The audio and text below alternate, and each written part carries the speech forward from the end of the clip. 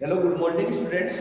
देखिए, अपना जो टॉपिक चल रहा था प्राकृतिक संसाधन। प्राकृतिक संसाधन के बारे में हम लोगों ने देखा था कि भाई प्राकृतिक संसाधन क्या होते हैं, इसके प्रकार क्या होते हैं। ठीक है, इससे पहले जो हमने टॉपिक पर डिस्कस किया था, कल जो टॉपिक पर डिस्कस किया था वो था कि वन्य जीव के बारे में चल रहा था, यानी कि पर्यावरण वन संरक्षण एवं प्रबंधन के बारे में हम लोगों ने देख लिया था। फिर चल रहा था वन्य जीव संरक्षण।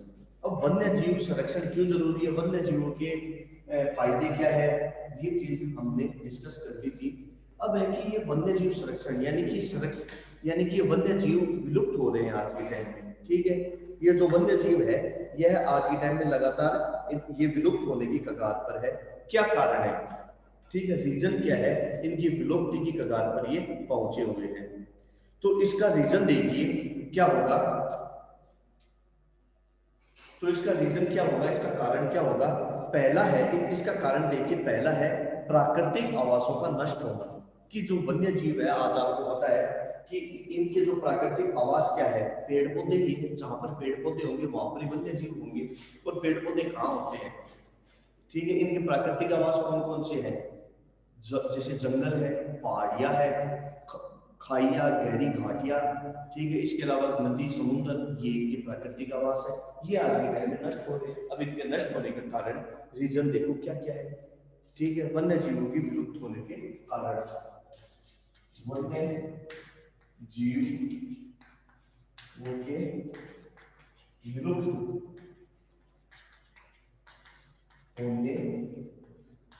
के विलुप्त होने के कारण। अब इनके कारण में क्या क्या आएगा। पहला है प्राकृतिक आवासों का नष्ट होना। और प्राकृतिक आवासों का नष्ट होने का कारण क्या क्या है, पहला है जनसंख्या वृद्धि। कि भाई जैसे जैसे ये जो जीव है, जैसे जैसे जनसंख्या बढ़ रही है, तो जनसंख्या बढ़ेगी तो लोगों के पास जमीन है बची नहीं है, तो लोगों का माइग्रेशन यानी कि लोगों का प्रवास किधर होगा, जंगलों की तरफ ही होगा। या कई लोग पहाड़ियों पर रहना पसंद करते हैं, तो या तो जंगल या पहाड़ियों के ऊपर रहना पसंद करेंगे। तो वहां पर वो लोग क्या करेंगे, अपना घर बनाने के लिए वहां पर पेड़ पौधों को काटेंगे, जिससे उनका प्राकृतिक आवास नष्ट होना शुरू हो जाएगा। ठीक है, या फिर और जंगल में रहेंगे तो इनके बीच में लगातार संघर्ष चलता रहेगा, जिसमें मानव की विजय होती है, यानी कि ये क्या करेंगे, इन जानवरों को मारना शुरू कर देंगे। तो पहला ये है। दूसरा है वृहद जल परियोजना, जैसे भाखड़ा, नांगल, टिहरी, व्यास जल परियोजना इत्यादि से भूमि का उपयोग किया जाना और जीवों को आवास पर संकट उत्पन्न हो गया है। फिर सेकंड क्या है, सेकंड पॉइंट ये है कि जो अपनी बहुउद्देशीय परियोजना है, ठीक है, बहुउद्देशीय परियोजना कौन कौन सी है, भाखड़ा, नांगल, टिहरी, व्यास जल परियोजना। ठीक है, जैसे कि भाखड़ा नांगल कहाँ पर है, हरिके में राजबांध के ऊपर बनी हुई है भाखड़ा नांगल। एसएसटी में आप लोगों ने पढ़ा होगा, सतलज और व्यास नदी हरिके में राज। ठीक है, ये हिमाचल प्रदेश और राजस्थान के बीच के अंदर ये एक परियोजना है। ठीक है, तो इसके लिए देखिए भाखड़ा और नांगल दो प्रकार के बांध बनाए। तो भाखड़ा और नांगल जो दो बांध है, इसके लिए काफी हजारों की संख्या में, लाखों की संख्या में पेड़ पौधों को काटा गया। ठीक है, और यहाँ पर बांध बना, अच्छी बात है, लोगों को बहुत फायदा हुआ। लेकिन कितने जीव जंतु, पेड़ पौधे नष्ट हुए, इसके बारे में भी हमें सोचना चाहिए। ठीक है, तो इस कारण भी इनके प्राकृतिक आवास नष्ट हो रहे हैं। फिर उसके बाद में जंगल खनन। भाई खनन का कार्य होता है कि जंगलों के अंदर खनन, खुदाई का काम होता है। ठीक है ना, माइनिंग वगैरह बोलते हैं ना, माइनिंग खुदाई का काम होता है, जिस कारण भी ये क्या है, नष्ट होते हैं। इसके अलावा समुद्रों में टैंकर तेल का रिसाव, जो एक्वेटिक एनिमल्स होते हैं, जलीय जीव होते हैं, जैसे कि विभिन्न प्रकार की मछलियां हैं, तो ये समुद्र, क्योंकि देखिए तेलों का जो आदान प्रदान है वो ज्यादातर समुद्री मार्ग से होता है। भारत में कहाँ से आता है तेल, खाड़ी देशों से। ठीक है, और खाड़ी देशों से यहाँ पर जो तेल आता है वो सारा जहाज के माध्यम से होता है। किसी कई बार क्या होता है, कोई जहाज किसी सील के टकरा जाता है, किसी भी ठोस वस्तु में टकराने पर उसमें तेल जो होता है वो समुद्र में गिर जाता है। काफी हजारों लीटर तेल समुद्र में बर्बाद हो जाता है। कई बार तो उसमें आग लग जाती है, या फिर उस तेल के कारण समुद्री जीव नष्ट हो जाते हैं। फिर उसके बाद में ग्रीन हाउस प्रभाव, आपको बताया हुआ है कि ग्रीन हाउस क्या होता है, यानी कि वातावरण में कुछ ऐसी गैसेस पाई जाती है। ये गैस क्या करती है, वह समुद्र जो सूर्य होता है, सूर्य के तापमान को सोख करके वापस पृथ्वी की तरफ भेज देती है। ठीक है, जिससे वातावरण का तापमान बढ़ता है, जिसको आप कह सकते हो ग्लोबल वार्मिंग। ठीक है, यानी भूगर्भीय तापन, ग्लोबल वार्मिंग पैदा होती है, जिससे हमारी धरती का तापमान बढ़ता है, जिससे भी जीव नष्ट होते हैं। तो ये कारण है प्राकृतिक आवासों, ये कारण है प्राकृतिक आवासों का नष्ट होना। फिर दूसरा का पॉइंट, ये तो एक पॉइंट पहले पॉइंट में ही है, सब पॉइंट है उसके छोटे पॉइंट। फिर सेकंड है वन्य जीवों का अवैध शिकार।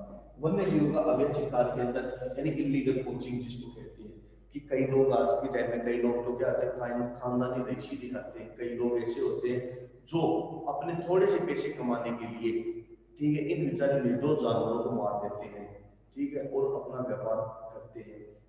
तो इनका लगातार आज के टाइम में शिकार हो रहा है। गवर्नमेंट इसके ऊपर बैन भी लगाया हुआ है गवर्नमेंट ने, लेकिन फिर भी उनकी पॉलिसी फेल हो रही है, इनका शिकार इसी तरीके से लगातार हो रहा है।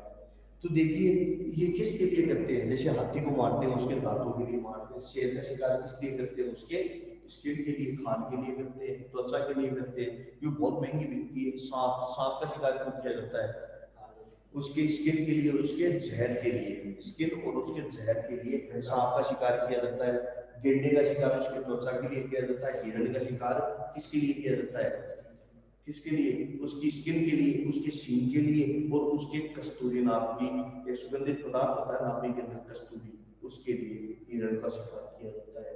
तो कहने का मतलब हमें इससे मतलब नहीं है, कहने का मतलब मैंने एक उदाहरण दिए है, तो इससे भी क्या है, वन्य जीव का क्या हो रहा है, नुकसान लॉस हो रहा है। फिर तीसरा प्रदूषण, ये तो पर्यावरण कारण है। ठीक है, प्रदूषण, जैसा कि आज के टाइम में हम लोगों ने हमारी बढ़ती हुई जनसंख्या ने बहुत ज्यादा प्रदूषण फैला रखा है। विभिन्न प्रकार के प्रदूषण, जैसे वायु प्रदूषण, जल प्रदूषण, भूमि प्रदूषण, भूतापीय प्रदूषण, ठीक है, जिस कारण से मनुष्य तो अपना बचाव थोड़ा बहुत कर लेता है, लेकिन वन्य जीव जो होती है यह अपना बचाव नहीं कर पाते हैं, और इनकी संख्या धीरे धीरे गिरावट आ रही है।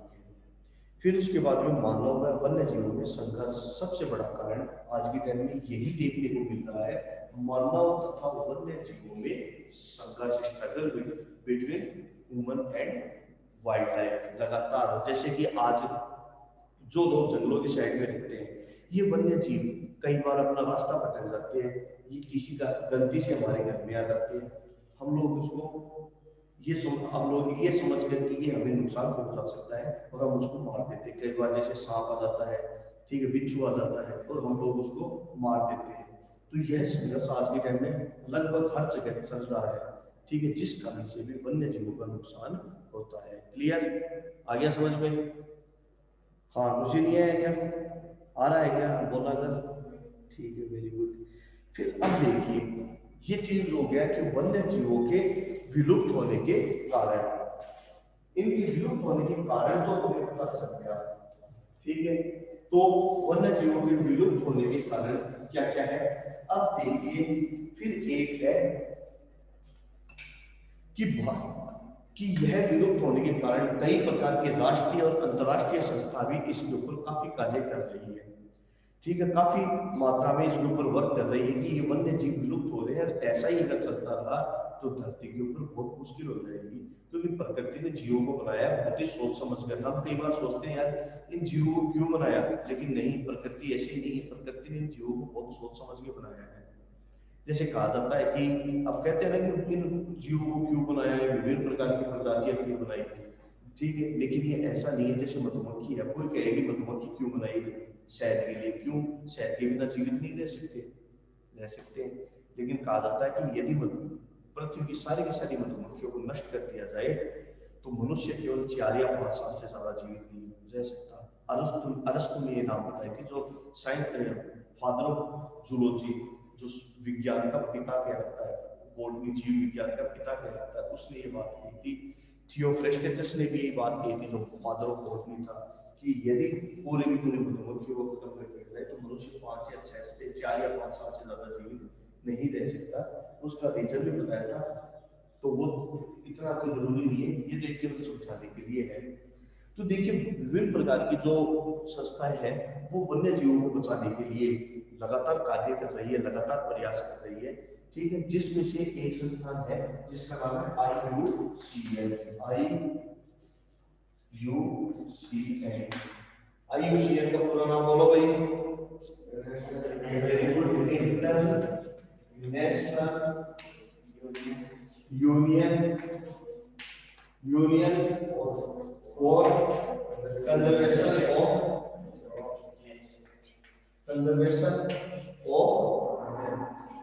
नेचर।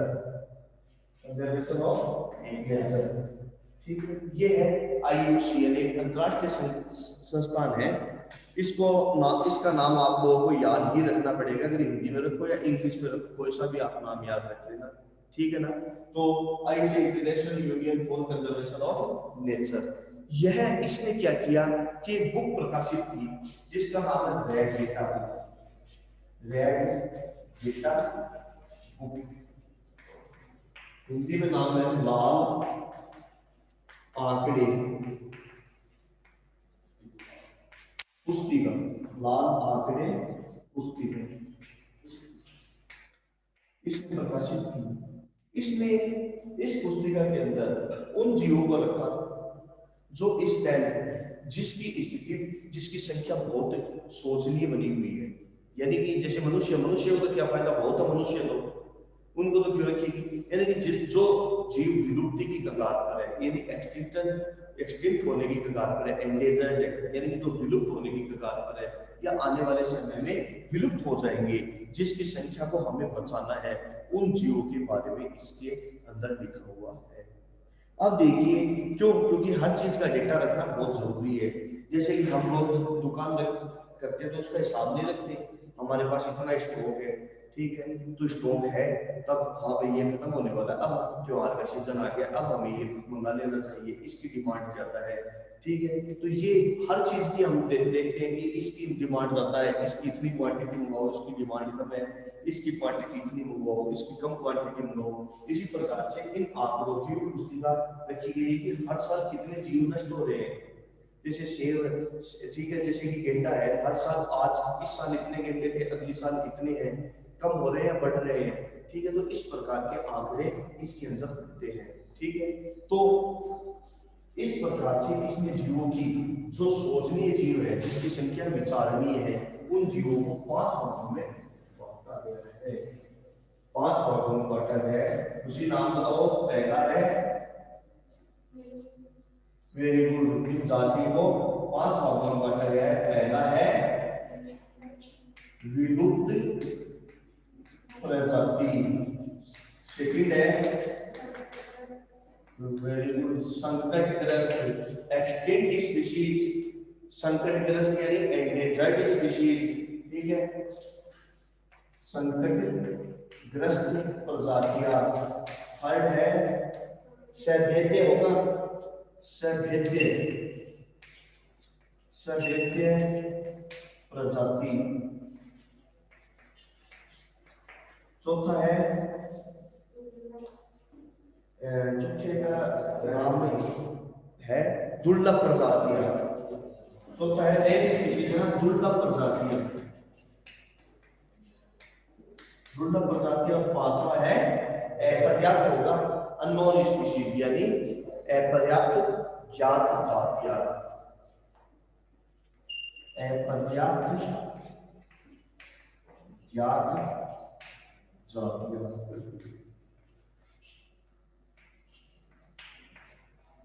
तो देखिए विलुप्त प्रजाति यानी एक्सटिंक्ट स्पीशीज, संकटग्रस्त प्रजाति यानी एंडेंजर्ड स्पीशीज, फिर उसके बाद में सभेद्य यानी वल्नरेबल स्पीशीज। अभी ठीक है, देख लो एक बार, दुर्लभ प्रजातियां यानी रेयर स्पीशीज, और अपर्याप्त ज्ञात प्रजातियां यानी अननोन स्पीशीज। अब देखिए इन जातियों के बारे में, इसको याद रखने का तरीका ज्यादा सिंपल ये रहेगा कि इसको इस तरीके से रखो, याद देखिए स्टूडेंट, याद रखने का तरीका, इसको पहले तो आपको सिस्टमेटिक ऐसे याद करना है, फिर इसको 0 1 2 3 और 4 इस तरीके से इसको करो, ठीक है। इसको इस तरीके से डिवाइड कर दिया। अब आगे देखो, इसको आगे क्या करेंगे, 0 1 2 3 और 4। अब आप देखो, जैसे विलुप्त है तो विलुप्त का मतलब 0 हो गई, यानी खत्म हो गई। संकटग्रस्त एक दिया, इसका मतलब थोड़ी बहुत है। संकट का मतलब थोड़ी बहुत है, इससे ज्यादा ये है और इससे ज्यादा ये है। अब तो समझ में आ गया, ये तो जीरो ये एकदम ही नए के बराबर है, इससे थोड़ी बहुत ज्यादा ये है, थोड़ी बहुत ज्यादा ये है, इससे थोड़ी ज्यादा ये है। ठीक है, तो देखो विलुप्त जो जीरो है यानी जो एकदम ही खत्म हो गई उसे हम क्या कहते हैं, विलुप्त। अभी मैं इसकी डेफिनेशन बताऊंगा, एक बार समझने के लिए ट्रिक बना रखी है, ट्रिक से समझो। फिर दूध संकट जो किसमें है, जिसकी संख्या बहुत कम है, भाई नए के बराबर ही बची है, इससे कम होती है तो विलुप्त में आ जाएगी।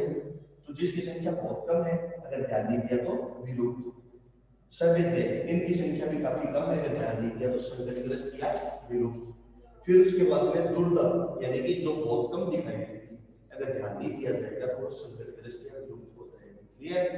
तो अब देखो इसके बारे में अपन देखते हैं। सबसे पहले है कौन सी है, विलुप्त प्रजातियां, यानी कि ऐसी प्रजातियां जो आज के टाइम में क्या हो गई है, विलुप्त हो गई है, जिसको नहीं देखा जा सकता कहीं पर भी, जो आज इस धरती पर नहीं है, उसी हम क्या कहते हैं, विलुप्त प्रजाति कहते हैं। उदाहरण क्या है, जैसे डायनासोर और डोडो पक्षी है। ठीक है, इसके अलावा और क्या है, डायनासोर है, ठीक है, राइनिया है, डोडो भी लिख देना आप इसके साथ, एक है डोडो पक्षी। फिर उसके बाद में संकटग्रस्त प्रजाति, संकटग्रस्त प्रजाति यानी एंडेंजर्ड स्पीशीज।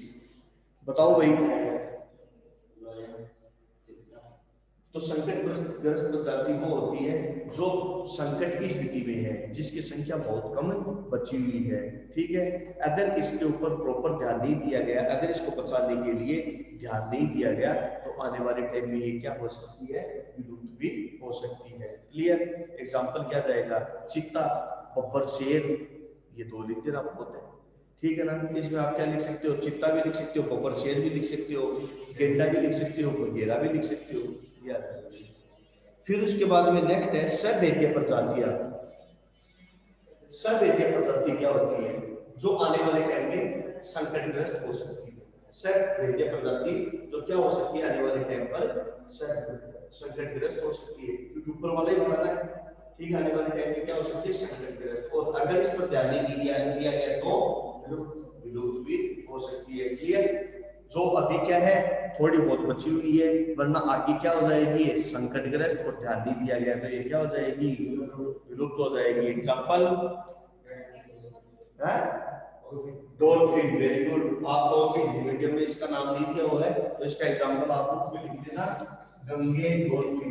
गंगा नदी में पाई जाती है ये गंगे डॉल्फिन,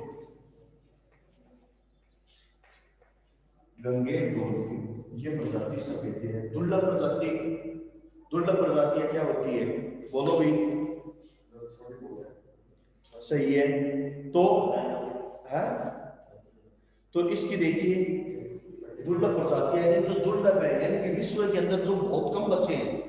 ठीक है, जो बचे हुए भी है ना वो पहाड़ों में, गुफा में भी रहते हैं। तो ऐसी प्रजातियां जो विश्व में बहुत कम बची है, ठीक है, और आने वाले समय में ये किसमें बदल जाएगी, संकटग्रस्त में बदलने की संभावना है। और यदि इस पर फिर भी ध्यान नहीं दिया गया तो विलुप्त हो जाएगी। जैसे कि ध्रुवीय भालू, पांडा, एक जानवर होता है पांडा। ठीक है, एक सॉफ्टवेयर भी आता है एंटीवायरस पांडा, एक पांडा जानवर भी होता है, यहाँ पर पाया जाता है ध्रुवों के ऊपर, ठंडे प्रदेशों में। सफेद रंग का होता है, बहुत सुंदर जानवर होता है, लेकिन इतना ही खतरनाक होता है, इंसान पर हमला भी कर देता है, उसे मार भी देता है। ठीक है ना, तो ध्रुवीय भालू है, पांडा है, ये किस में आ जाएंगे, दुर्लभ प्रजातियों के अंदर आ जाएंगे। क्लियर? फिर उसके बाद में अपर्याप्त ज्ञात प्रजाति। नेक्स्ट है अपर्याप्त ज्ञात प्रजातियां। अब देखिए अपर्याप्त ज्ञात प्रजातियां क्या होगी, यानी कि ऐसी प्रजातियां जिसके बारे में अभी कोई जानकारी नहीं है। यानी कि आज वैज्ञानिकों ने काफी प्रकार की प्रजातियां खोज ली है, काफी लाखों प्रकार की प्रजातियां खोज ली है, लेकिन प्रकार के बोलना है, लेकिन लाखों प्रजातियां, लाखों प्रकार की प्रजातियां खोज ली है। लेकिन आज भी ये माना जाता है कि हमने केवल 60% की प्रजातियां खोज पाए हैं। अभी भी 40 से 45% प्रजातियां हमें खोजी जानी बाकी है। ठीक है, लेकिन उन प्रजातियों के बारे में अभी नॉलेज नहीं है, कैसी है, कहाँ पाई जाएगी, तो उन प्रजातियों को किसमें रखा गया है, अपर्याप्त ज्ञात जातियां, जिन जातियों के बारे में हमें कोई नॉलेज नहीं है। क्लियर? कोई दिक्कत यहाँ तक? हाँ भी समझ में आ गया? कोई दिक्कत नहीं है। तो अब अपन अपने टॉपिक इसको याद रखने के लिए मैं इंग्लिश और हिंदी दोनों में बोल देता हूँ, ठीक है? अच्छा है, थोड़ा इंग्लिश की भी प्रैक्टिस होगी आपकी। तो इनके मेरे को एग्जाम्पल बताना। पहली कौन सी है? पहले एक्सटिंक्ट यानी विलुप्त। तो पहली कौन सी है? Example dinosaur, Rhynia, dodo. Clear? Second है एंडेंजर्ड यानी संकटग्रस्त। सेकंड क्या है? संकटग्रस्त या एंडेंजर्ड। एग्जांपल बब्बर, शेर, चीता, ठीक है? लॉयन आप ये लिख सकते हो। थर्ड कौन सी है? सवैद्य प्रजाति या वल्नरेबल प्रजाति। वल्नरेबल प्रजाति या वल्नरेबल स्पीशीज या सवैद्य प्रजातियां। एग्जांपल क्या है? गंगे, डॉल्फिन। लिख लिया आपने एग्जांपल। फिर उसके बाद में नेक्स्ट है दुर्लभ यानी रेयर प्रजातियां, ठीक है? रेयर प्रजातियां जो बहुत कम दिखाई देती है। एग्जांपल क्या है? हाँ, एसीटी के भैंस भी यानी बफेलो भी है। इसके अलावा आप पांडा भी लिख सकते हो, ध्रुवीय भालू, ठीक है ना? ध्रुवीय भालू, ठीक है ना? पोलर बियर भी आप इसके बारे में लिख सकते हो। तो ये किस में आ जाएगी? दुर्लभ प्रजाति यानी रेयर स्पीशीज में आ जाएगी। ये ध्रुवीय भालू जो होते हैं ज्यादातर ये हिमालय एरिया में पाए जाते हैं, ठीक है ना? अब देखिए ये जो संकटग्रस्त प्रजातियां हैं, इन संकटग्रस्त प्रजातियों को बचाने के लिए, यानी कि जो प्रजातियां कम हो रही है, संकटग्रस्त, एंडेंजर्ड, भाई इसको तो कौन बचाएगा? ये तो खत्म ही होगी। अब बची क्या है? ये खत्म होने की कगार पर है।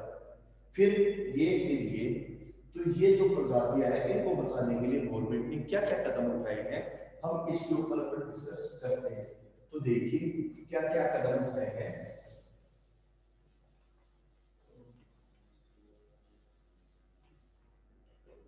सबसे पहले राष्ट्रीय उद्यान। पहला क्या? नेशनल पार्क, ठीक है? पहला है राष्ट्रीय उद्यान, नेशनल पार्क। राष्ट्रीय उद्यान, इसमें अलग अलग प्रकार के आपके राष्ट्रीय उद्यान दिए हुए हैं जो आपको याद रखने पड़ेंगे, ठीक है? तो राष्ट्रीय उद्यान देखिए क्या है कि राष्ट्रीय उद्यान का है कि इन जीवों को एक उद्यान बना दिया जिसमें जो लोग हैं वो केवल पर्यटन के लिए जा सकते हैं। उनमें इन जीवों को सुरक्षित रखा जाता है, साथ ही इनके अवशेषों को भी सुरक्षित रखा जाता है। इनके जो रिमेन्स होते हैं, इनके अवशेष होते हैं ना, इनको भी सुरक्षित रखा जाता है। यहाँ पर आपको डायनासोर के अवशेष यानी रिमेन्स भी मिल जाएंगे, ठीक है? तो ये होते हैं राष्ट्रीय उद्यान, जिसमें इसका मुख्य उद्देश्य क्या है? पर्यटन यानी टूरिज्म को बढ़ावा देना होता है। तो पर्यटन बढ़ेंगे, लोगों का प्रेम बढ़ेगा किसके प्रति? प्रकृति के प्रति, वन्य जीवों के प्रति, ठीक है? और इन जीवों की रक्षा भी हो सकती है। फिर सेकंड है अभ्यारण्य, सेंचुरी। सेकंड में आता है अभ्यारण्य।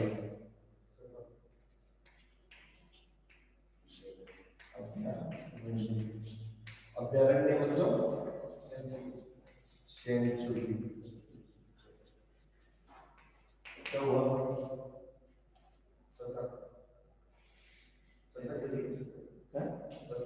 ये सेंचुरी है, ठीक है ना? वो सेंचुरी है, ये सेंचुरी है, ठीक है? शतक नहीं होता है ये, वो सेंचुरी होता है। थोड़ा सा अंतर समझो, चिंता और चिता के अंदर एक बिंदु का ही तो अंतर होता है, लेकिन सब कुछ चेंज हो जाता है उसके साथ, ठीक है ना? तो देखो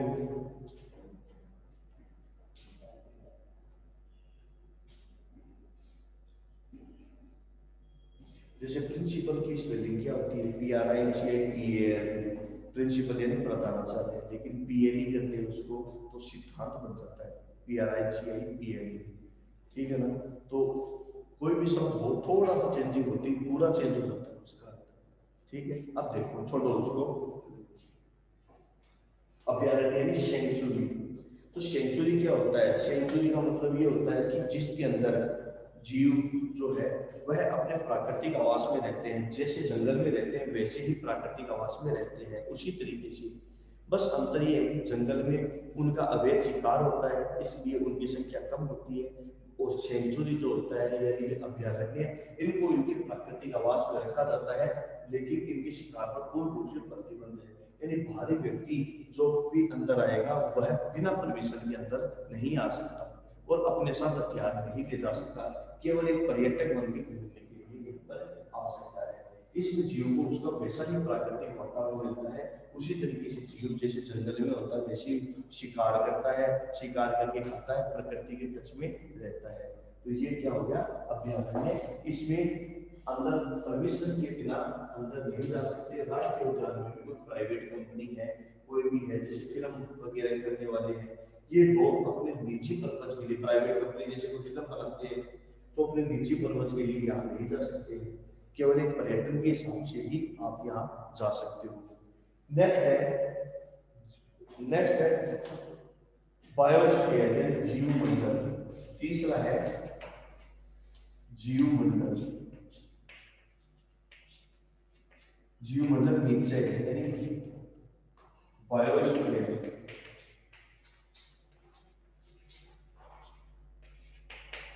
जीवमंडल यानी बायोस्फीयर। अब बायोस्फीयर के अंदर क्या होगा कि यह भी प्राकृतिक वातावरण प्रदान करता है जीवों के लिए, तो वन्य जीवों को सुरक्षित रखता है तथा उनको वैसा ही प्राकृतिक वातावरण प्रदान करता है, लेकिन इसमें आम आदमी भी नहीं जा सकता। इनमें जीवों को केवल साइंटिफिक रिसर्च के लिए एक अपने प्राकृतिक वातावरण में रखा जाता है, उनकी एक्टिविटी नोट की जाती है, इसमें साइंटिस्ट जो है वह अपना रिसर्च कार्य करते हैं। यदि आप यहाँ पर जाना चाहते हो, ठीक है, तो इसमें आपको गवर्नमेंट से परमिशन लेनी पड़ेगी, बिना परमिशन के आप वहाँ यहाँ नहीं जा सकते, नहीं अपना कोई निजी कार्य कर सकते हैं, नहीं इन बायोस्फीयर यानी कि जो जीवमंडल है जहाँ पर जीवों को रखा जाता है इनका आप कोई उपयोग कर सकते हो, ठीक है। तो इनको केवल एक पर्यटन बन के जा सकते हो, इन पर आप भी रिसर्च कर सकते हो, लेकिन इसके लिए आपको गवर्नमेंट से परमिशन लेनी पड़ेगी। क्लियर? यहाँ तक कोई दिक्कत है क्या स्टूडेंट? नहीं है? आ गया। फिर उसके बाद में देखिए जल संरक्षण एवं प्रबंधन।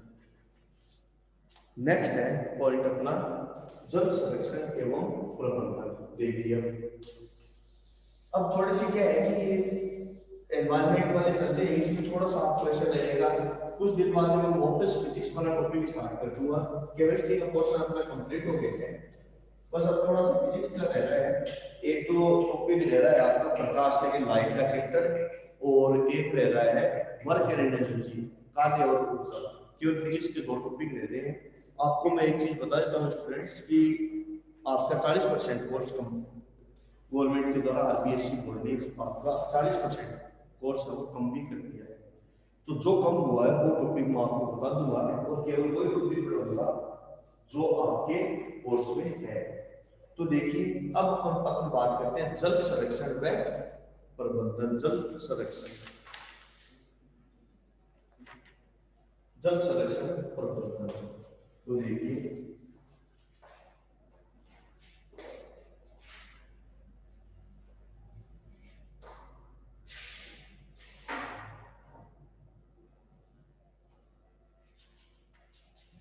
जल संरक्षण, तो सबसे पहले ही जल संरक्षण, जल को संरक्षित रखना, जो आज के टाइम में हमारे पूरे भारत का क्या पूरे विश्व का ही एक बहुत बड़ा एक लेटेस्ट टॉपिक बना हुआ है जल संरक्षण, क्योंकि पूरा विश्व ही इस जल की कमी से पीड़ित है। अब देखिए जल का जल अपने पृथ्वी पर कितना है, ठीक है, उसके बारे में अपन देखते हैं। तो देखिए कैसे कि ये हमारी पृथ्वी है, इस पृथ्वी के अंदर बताते हैं कि लगभग 97.5% जल है, जो है यानी कि लगभग 75% पार्ट जल है और 75% में से भी 97.5% पार्ट जो है वो लवणीय है। यानी खारा पानी है, समुद्री पानी है, जिसको अपन कोई भी काम में नहीं ले सकते, कोई भी इसका यूज नहीं है। लगभग 2.5% 2.5% पानी को मानव उपयोगी है। किसके लिए ये मानव उपयोगी। इसमें से भी लगभग 1.5% पानी कैसा है, खारा पानी। कैसा है ये, खारा पानी।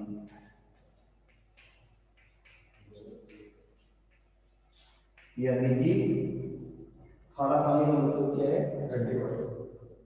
हार्ड वाटर मान लो, कठोर जल के रूप में है, जिसको मनुष्य पी नहीं सकता है, इसको मनुष्य पीने के काम में नहीं ले सकता। तो लगभग कितना बचा, अब पीने योग्य पानी कितना बचा, 1% ड्रिंकिंग वाटर। ड्रिंकिंग वाटर, पीने योग्य पानी लगभग 1% बचा। अब इस 1% को भी हम लोग सही तरीके से उपयोग नहीं कर रहे हैं। इसमें से भी यह 1% भी हमारे पास नहीं है, इसमें से भी कुछ पानी जमीन के अंदर है, अंडरग्राउंड, कुछ पहाड़ों के बीच में दबा हुआ है, कुछ कुएं, नहर, बावड़िया इनके अंदर है। ठीक है, गिना चुना पानी हमारे पास है, उसको भी अपन बढ़ती हुई जनसंख्या के कारण लगातार क्या करते हैं, उपयोग में ले रहे हैं, इसको व्यर्थ बहा रहे हैं। ठीक है ना, इस जल को क्या कर रहे हैं, अपन वेस्ट कर रहे हैं, व्यर्थ इसको बहा रहे हैं, इसका दुरुपयोग कर रहे हैं, इसको प्रदूषित कर रहे हैं। इसलिए और हमारे इसके बहुउद्देशीय परियोजना भी है। ठीक है, और इसका क्योंकि आज आपको पता है कि जल के बिना कुछ भी नहीं है, जल है तो जीवन है और जल है तो कल है। ठीक है, बिना जल के कुछ भी नहीं कर सकते। लगभग प्रकृति का कोई भी काम हो या हमारा कोई भी काम हो, बिना जल के कंप्लीट हो ही नहीं सकता। तो इस जल को इस जल के संरक्षण की बहुत ज्यादा जरूरत है। अब देखिए, यह जल हम संरक्षित कैसे कर सकते हैं, उस चीज के ऊपर अपन विचार करते हैं। तो देखिए, सबसे पहला जो पॉइंट है वो है कि जल को क्या करना चाहिए, राष्ट्रीय संपदा घोषित कर दिया जाना चाहिए। तो जल को यदि राष्ट्रीय संपदा घोषित कर दिया जाएगा तो इससे क्या होगा कि जो जल है वह लोग व्यर्थ नहीं पा सकते हैं। जैसे कि कई बार क्या होता है, कोई पाइप फूट जाता है, जल ऐसे ही बहता है, कई लोग जिनके पानी अच्छा खासा आता है वो लोग भी पानी को खूब बहाते हैं। तो इसको राष्ट्रीय संपदा घोषित कर दिया जाना चाहिए। सेकंड पॉइंट है वर्षा जल संरक्षण की विधियां। वर्षा जल संग्रहण विधियों द्वारा जल का संग्रहण किया जाना चाहिए। ठीक है, ये बताइए वाटर हार्वेस्टिंग सिस्टम क्या करना चाहिए, हमारा जो बरसात आती है, छत का सारा पानी कहाँ जोड़ दे, नीचे टैंक के अंदर, घरों के अंदर जो कुंड बनाए हुए रहते हैं। फिर उसके बाद में है घरेलू उपयोग की बर्बादी को रोका जाना, कि घरेलू जो जल है उसको कई लोग बिना बात में बर्बाद करते हैं, अपनी गाड़ियां धोते हैं। ठीक है, और भी ऐसे अलग अलग कार्यों में बर्बाद करते हैं। तो जितना जरूरत हो उतना ही हमें पानी लेना चाहिए। फिर उसके बाद में है जल प्रदूषण होने से रोकना। ठीक है, फिर उसके बाद में है चौथा पॉइंट है भूजल का अति दोहन नहीं किया जाना चाहिए। भूजल का अति दोहन नहीं किया जाना चाहिए। भूजल का अति दोहन नहीं किया जाना चाहिए। तो ये देखो आप, ये भी एक इंपॉर्टेंट पॉइंट है कि जो धरती के अंदर जो जल होता है, कई लोग क्या करते हैं, घरों के अंदर ही कुएं खुदवा लेते हैं, कई लोग बोरिंग करवा लेते हैं और उसका बहुत ज्यादा दोहन करते हैं। ऐसा नहीं होना चाहिए। फिर उसके बाद में है जल प्रदूषण को रोकना। ये आपको पता है कि इतना ही पानी हमारे पास पीने के लिए बचा है और उसको भी अपन प्रदूषित कर रहे हैं। कैसे कैसे प्रदूषण हो रहा है वो ऑलरेडी जल प्रदूषण में आप पढ़ चुके हो। फिर उसके बाद में नेक्स्ट है बाढ़ नियंत्रण, यानी कि नदियों को आपस में जोड़ना। सातवां जो पॉइंट है, ये बहुत अच्छी योजना है जो प्रधानमंत्री नरेंद्र मोदी जी के द्वारा चलाई गई है। इसमें ये काफी कोशिश कर रहे हैं कि इन नदियों को आपस में जोड़ दिया जाए। देखिए कैसे, जैसे ये भारत है, ठीक है, इस भारत के अंदर कुछ जगह ऐसी है जहां पर कुछ जगह तो बहुत ज्यादा बरसात, ये हिस्से में और इस हिस्से में बहुत ज्यादा बरसात होती है। यहाँ पर भी कुछ मीडियम बारिश होती है, लेकिन ये जो हिस्सा है ये शुष्क एरिया है। तो यहाँ पर तो बाढ़ आती है, यहाँ पर नदियां खाली रह जाती है, सूखी रह जाती है। तो अगर नदियों को आपस में जोड़ दिया जाए तो क्या होगा, पानी न तो कहीं बाढ़ आएगी और लोगों को बराबर बराबर पानी मिल जाएगा। और फिर जो लास्ट पॉइंट है वो है सिंचाई फुहारा विधि या बूंद विधि। जो सिंचाई है, सिंचाई के लिए या तो फुहारा विधि जिसमें जल का वेस्ट नहीं होता, और एक ड्रिप सिस्टम यानी बूंद विधि।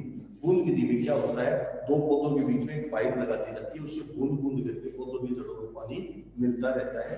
तो यह प्रक्रिया हमें अपनाई जानी चाहिए। तो स्टूडेंट्स, आज का अपना एक टॉपिक कंप्लीट हुआ। कल आपको यह लेसन कंप्लीट हो जाएगा। Thank you.